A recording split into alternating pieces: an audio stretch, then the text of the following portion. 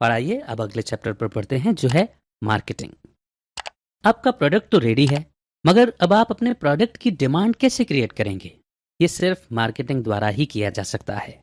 सिर्फ प्रोडक्ट बनाना ही काफी नहीं है। आप क्या ऑफर कर रहे हैं, लोगों को इसके बारे में पता होना चाहिए। मार्केटिंग का मकसद होता है सही लोगों का ध्यान अपनी ओर अट्रैक्ट करना और आपका प्रोडक्ट खरीदने के लिए उनमें दिलचस्पी जगाना। यह आपके टारगेट कस्टमर्स होते हैं। मार्केटिंग उन कस्टमर्स को ढूंढने का साइंस है जो आपका प्रोडक्ट जरूर खरीदेंगे।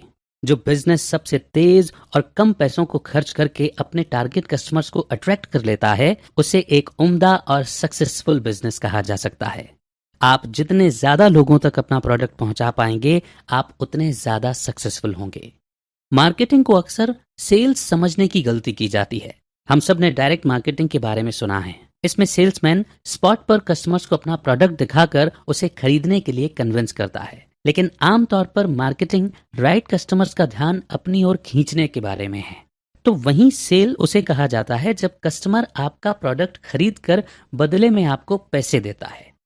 यानी मार्केटिंग वो मैकेनिज्म है जो आपके टारगेट कस्टमर्स को आपके प्रोडक्ट के बारे में बताता है। लोगों का ध्यान खींचना बहुत मेहनत का काम है।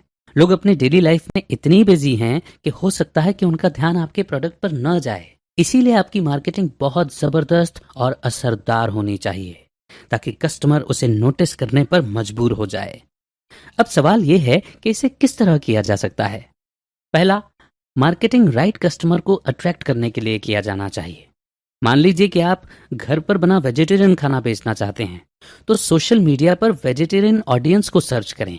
आप वहां पर एक ब्लॉग पोस्ट कर सकते हैं या अपनी वेबसाइट का लिंक शेयर कर सकते हैं। अगर आप नॉन वेजिटेरियन ऑडियंस को अपने ऐड के बारे में बताएंगे तो ये आपकी बेवकूफ़ी होगी।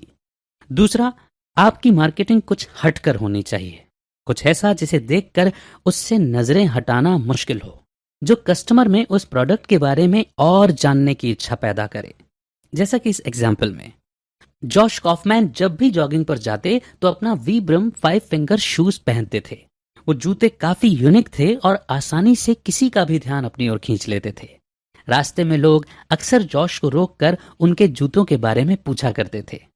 जूतों का शेप इतना हटकर था कि लगता था मानो उसे ग्लव्स और जूतों की डिजाइन को मिक्स करके बनाया गया था। अंगूठे की जगह एक पॉकेट जैसा शेप था।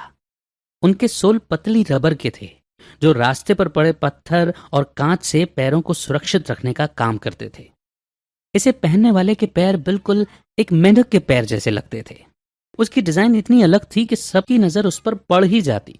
यहाँ तक कि एक खड़ूस और स्ट्रिक्ट दिखने वाला आदमी भी जॉश को रोककर पूछ ही लेता कि उन्होंने जूते कहाँ से खरीदे। वीब्रम को अब एडवर्टाइज करने की जरूरत नहीं थी। उनका ये यूनिक प्रोडक्ट अपने आप बिक जाता था। ये प्रोडक्ट बहुत ज्यादा सक्सेसफुल रहा। 2006 में जब इसे पहली बार मार्केट में डिस्प्ले किया गया, तब से लेकर हर साल इसकी सेल 3 गुना बढ़ती रही। ये एक फैशन ट्रेंड और क्रेज बन गया था। 2009 तक इसकी टोटल सेल $10 मिलियन तक पहुंच गई। उन्हें टीवी कमर्शियल और बड़े बड़े बिल बोर्ड के जरिए एडवर्टीजमेंट करने की जरूरत ही नहीं थी। ऑथर सेथ गोडिन का कहना है कि मार्केटिंग एकदम यूनिक और दिलचस्प होनी चाहिए, बिल्कुल एक पर्पल काऊ की तरह। जितने भी मार्केटिंग टेक्निक्स और आइडियाज हैं वो सब ब्राउन काऊ जैसे हैं, बिल्कुल एक जैसे, बोरिंग और ऑर्डिनरी। अब एक फील्ड में बहुत सारे ब्राउन काउस के बीच में एक पर्पल काऊ को इमेजिन करें। आपकी नजर उस पर पड़ेगी ही पड़ेगी। आप चाहकर भी उससे नजरें नहीं हटा पाएंगे। आपको एग्जैक्टली यही अपने कस्टमर के साथ करना है। आपकी मार्केटिंग इतनी जबरदस्त होनी चाहिए कि लोग आपका प्रोडक्ट खरीदे बिना ना रह सके।